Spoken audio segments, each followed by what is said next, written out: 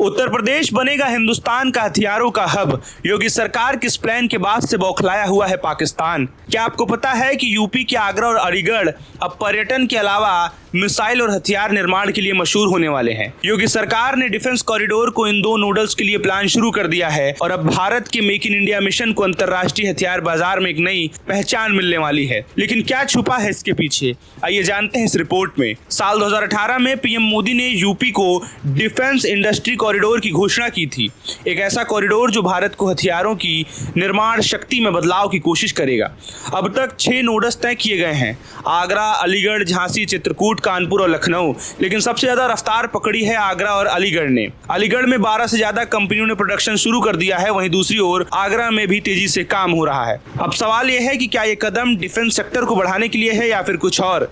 विपक्ष का आरोप है कि सरकार ने जितना दिखाया है जमीन पर उतना काम नहीं हुआ है। वहीं बीजेपी का दावा है कि इससे देश को आत्मनिर्भर बनाने का सपना साकार होगा। योगी आदित्यनाथ का बयान आया है कि हम न सिर्फ हथियार बना रहे हैं बल्कि युवाओं को रोजगार भी दे रहे हैं। ये न्यू इंडिया की ताकत है। इस कॉरिडोर से भारत ने अपनी रक्षा उपकरणों के लिए रूस और अमेरिका पर निर्भरता कम करेगा, यानी कि विदेशी हथियार कंपनी की मोनोपोली पर यह सीधा हमला है।